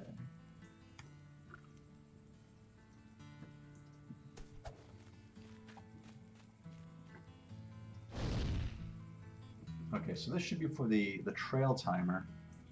And it looks like it has the correct atlas, so that's great. Yep, and we see the little particle is correct. Again, that's correct.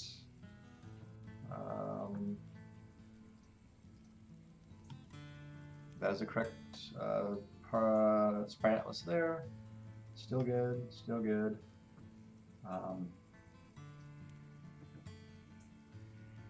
I'm putting breakpoints now right where we add the entity to the actual level itself.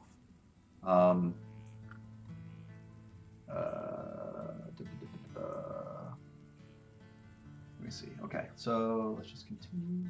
So yeah, so I'm putting breakpoints where they're actually getting added, so I can see what the state of them looks like before they kind of go off and do their own thing. So that looks correct. Correct. This is the explosion animation, which is the big one, which is also correct. But yet it still played the incorrect one. That's really, really weird. Why would it do that?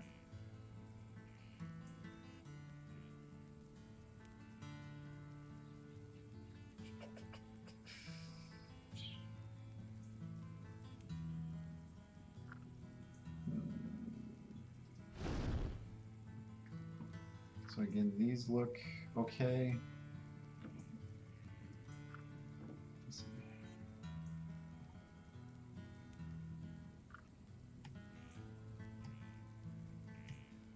For some reason, it seems like, I mean, maybe particles are being dynamically swapped. Like maybe instead of them being instantiated and surviving for a set period of time and dying, maybe they're when they're alive they can be freely swapped. I'm not sure. I'd have to talk to chat about that. But it seems like I'm setting like it seems like I'm doing the correct things.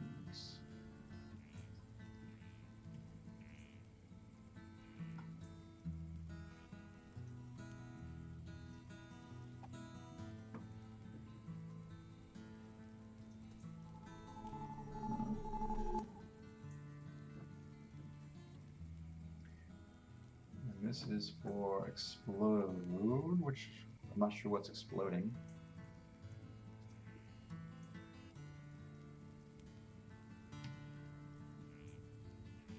I accidentally typed something too. Yeah.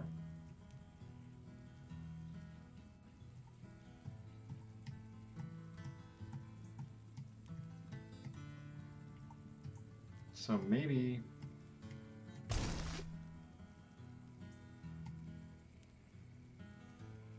maybe the way the particle system works, maybe having different atlases is not super viable. But they're just sprites, and we do this all the time with entities, which I'm curious about. Yeah, it looks like I exploded myself with a potion. Oh.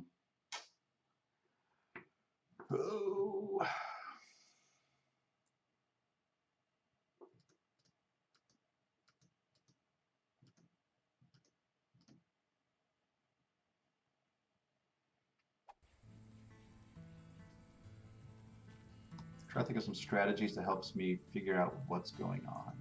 Like, I would really want to track the. Yeah, I think I want to track basically this one particular particle over its lifetime. That's what's interesting to me.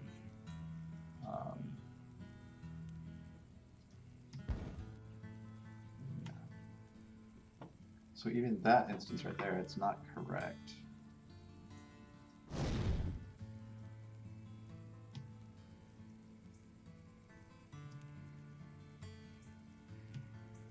Yeah.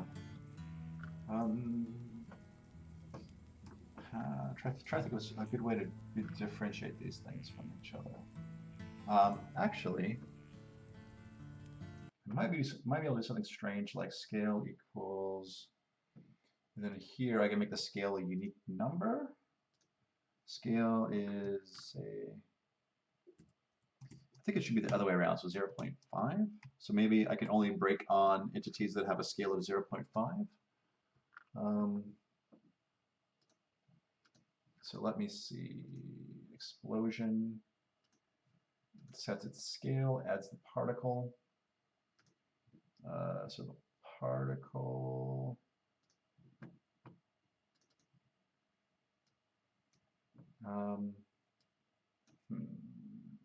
what's going on with the particle? Okay, so particle has it. Let me just get the particle.tick, because the tick is basically like a Unity update. This gets called every single frame. So it's ticked with the level that it's in, and it's also ticked with the delta t. And I think with this, I can right click and say this dot scale equals 0.5f, and that should only break then when it gets particles that have a size of 0.5, which should be the only should only be the case of that one particular particle. Okay, so let's try that.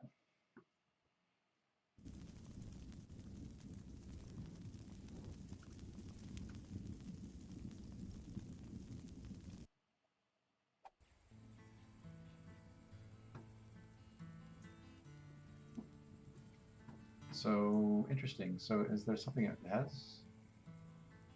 So what is this? This is a particle and a scale of 0.5. Curious, I didn't think I'd hit it that fast.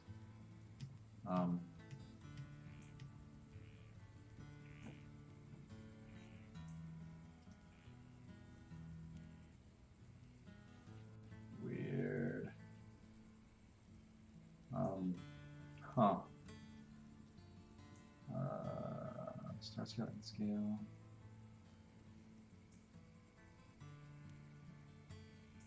Also, let's change this to be text 0 maybe?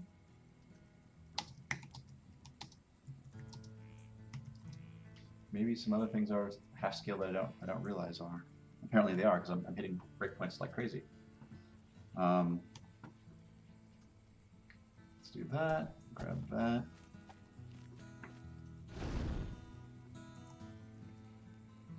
So this should be creating, yep, that's cool, that's our particle. Yeah, so this is the particle large, which is cool. And we're ticking. So let's make sure I'm stepping over. Yeah, so F8. So we're setting all this good stuff. Setting its lifetime. Roll.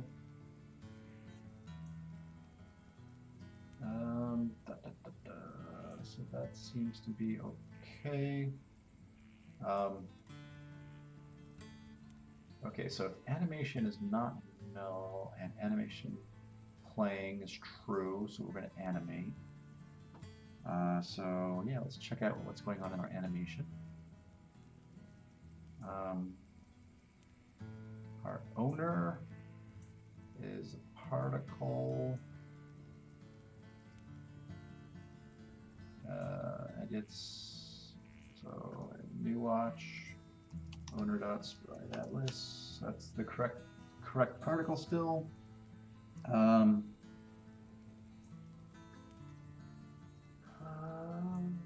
Looks like we are just updating all this good stuff. And yeah, so all this sprite animation does is it just increments the frame accordingly. Nothing really magical should be happening there.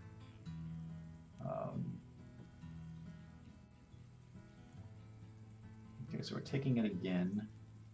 Let me see what it looks like.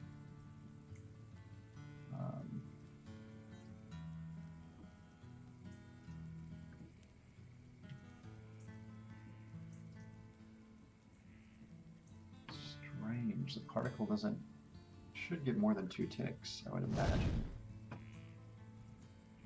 Unless the time still keeps chugging on.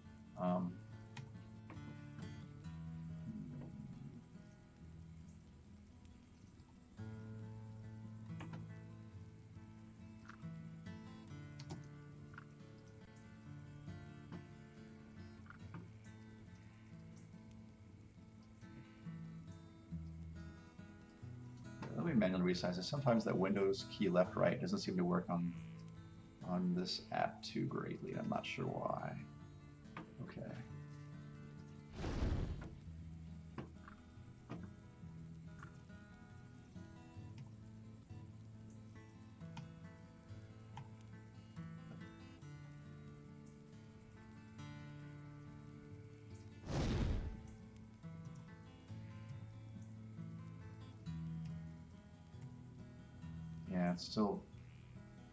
it's picking up the wrong. It's picking up the wrong atlas. Why?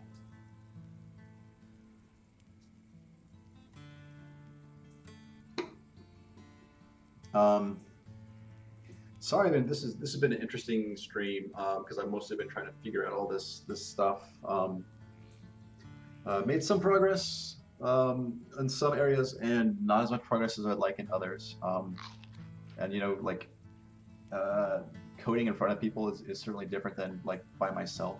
Let me just remove these breakpoints. Just kind of experimentally try to figure out what's going on. Like we're still pulling from the incorrect atlas.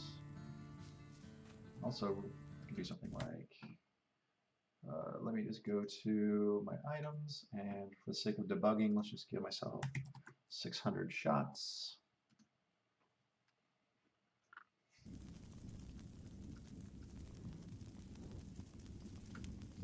So programming is just, it's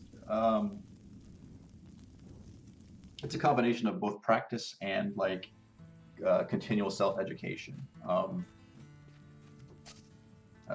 That's I can really say. Well, almost anything you really do in life, you have to be willing to put in the time, and you also have to be willing to like improve. So that's correct, except for the explosion is baby-sized, which is not right. So I can fix that. So I went the wrong direction, so the scale should be 2.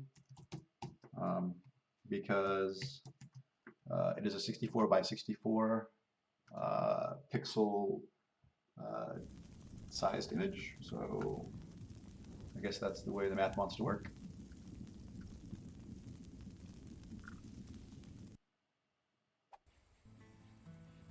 Yeah, the scroll, PyRarSun is saying that the scroll wheel acts a little weird. Yeah, and you got to be careful about that. So like the scroll wheel is like so if I hit slot 1, I bring up the dagger and I can use it. If I hit slot 3, I can bring up the wand and I can use it. But if I hit slot 4, I'll eat the apple. But if I scroll to it, I have it in my hand, and that's just that's a weird little bit of UX that I don't necessarily like, because even though like most of the cases, the hotkeys and the mouse do the same thing, there are a couple of exceptions where they don't. And also there, I left click to eat that, and then yeah, it's something we need to figure out the correct user experience for. But let's create a wand. Wands, fire, equip 2. Should get a nice big explosion. That's the wrong explosion. That's the correct explosion.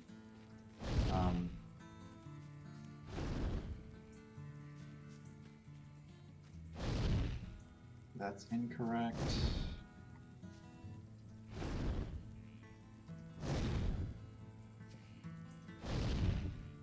So it's not crashing, but there we go. There we go. Array index out of bounds 32. Yeah, again, like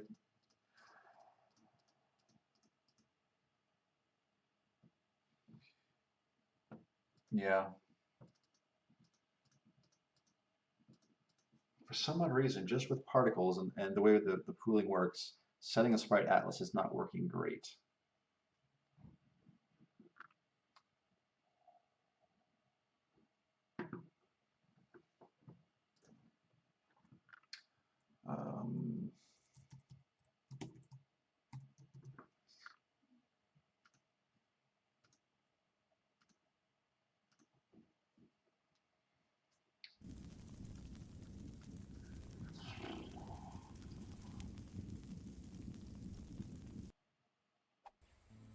So there are 5 minutes left on my stream. I try to keep these time boxed to 2 hours to keep them watchable.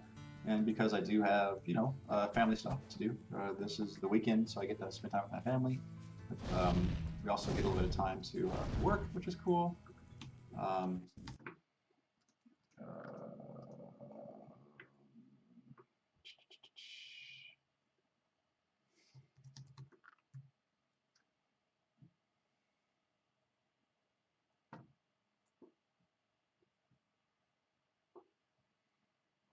so it looks like it's doing some weird scaling.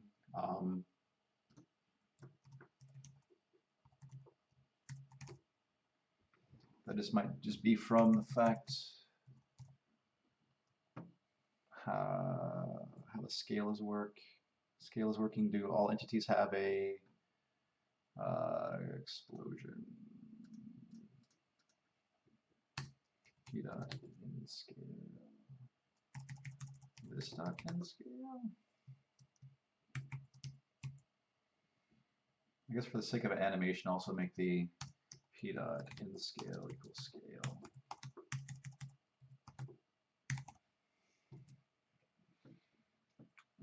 Okay.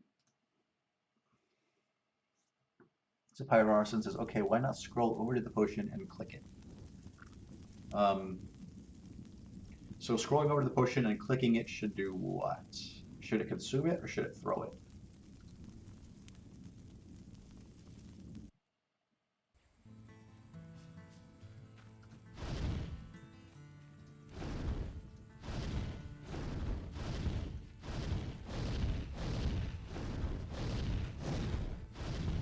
So we're starting to get these really weird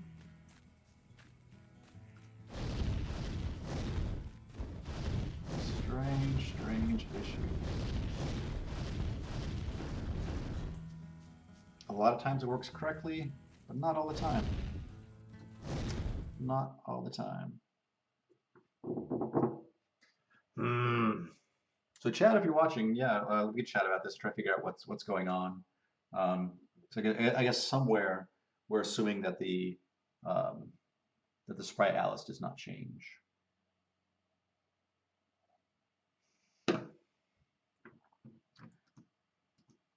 Okay, well I guess for the last few minutes I'll just play as normal. I'll try to avoid the things that crash the game.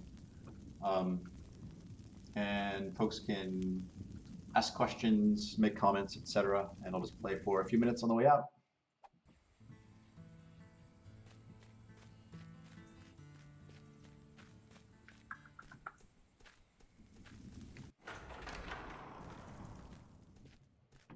Let's grab we got a couple candles here. Might as well grab a candle, and you can put the candle in your left hand, and that provides a little bit of light, which can be helpful. Secret door there, not so secret. This looks like it's a randomly created room, so it's kind of crazy. Okay. Door. Let's see. Yeah, sometimes these randomly generated rooms tend to be just very long corridors with like little rooms like in between them, which isn't always particularly interesting. So for the next update, I would like to kind of go through and kind of redo the dungeons and make them the same kind of visual quality as there you are, the rest of the game. So let me see what this was. This is a Knight's Iron Short Sword. So yeah, this is actually pretty good. So I'll use that. And a Paralyze Wand, which is also useful. So yeah, so with Paralyze, that's a new good thing I can kind of show off. So it allows you to kind of control how enemies move. Especially if you have a lot of them, like I can stun him, and I can go in and finish him off. But because there's a limited number of stun shots, you have to be kind of tactical at how you use them. Maybe I only want to use them when I'm like kind of outnumbered down there, so I can stun him,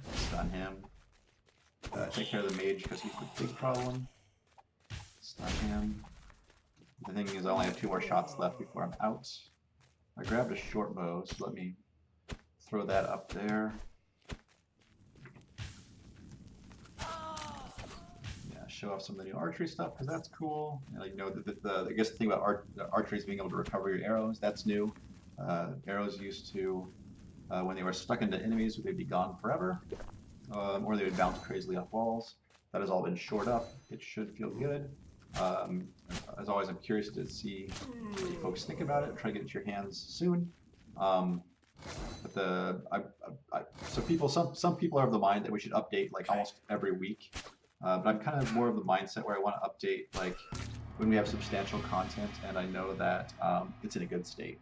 So right now it's still kind of it's still definitely a work in progress. Yeah, so excellent armor. Excellent armor is better than, I guess, regular armor. Um, Yep, cool. So get that.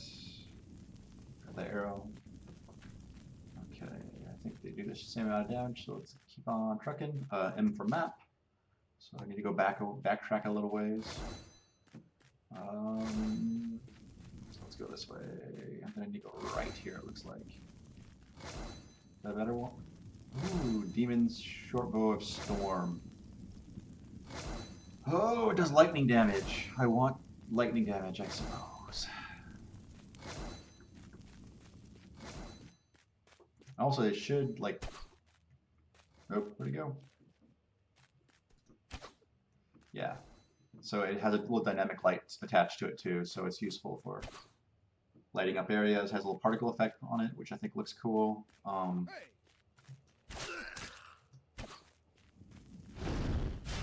Occasionally, though, when arrows hit entities, there are a chance that you don't recover them. There's a small chance they break. So the arrow economy, it's not perfect, so you can't just like have one arrow and play forever. You do have to kind of pick your battles carefully because you may lose an arrow. But for the most part, you usually get them back.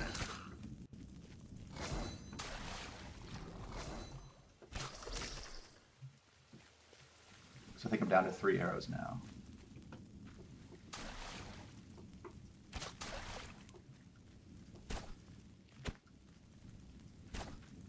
Wow, he is taking a lot of hits. Okay, yeah, well, 1. That's something, I guess. Yeah, okay. So yeah, so it's been 2 hours. Let me see. Pyroarson is making some comments in the chat. So he says, means throwing a potion on the ground, it explodes.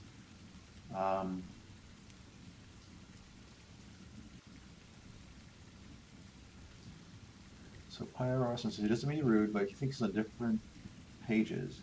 He's died twice because he's tried to drink a potion in dire circumstances, but the potion got destroyed instead, rendering him helpless.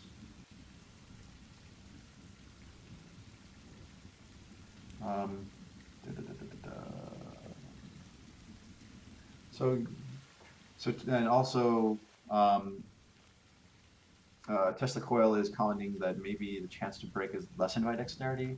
Yeah, I don't know. I mean, I think it's more there to serve the fact that the arrow economy isn't perfect, and eventually you will run out. So you have to kind of make choices. Like if you like you still can engage. I mean, there's nothing to stop you from having melee weapons. So you kind of have to figure out which ones you fight.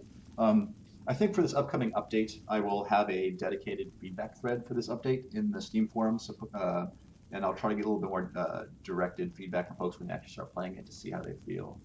I think I'm going to call it a day. Let me see what I'm forgetting. Yeah, so I want to thank everybody for hanging out with me. I want to thank everybody who has purchased Delver. I appreciate that. Thank you for being patient with the long dev cycle. We're trying to make the game as best we can. We both do this in our free time, so it just takes longer. But it's a passion project. We're committed to finishing it, and we do our best to listen to everybody's feedback. It doesn't always necessarily mean I'll implement your feedback, but I appreciate you just supporting me, and I will see you guys next Sunday. Have a good week. Take care.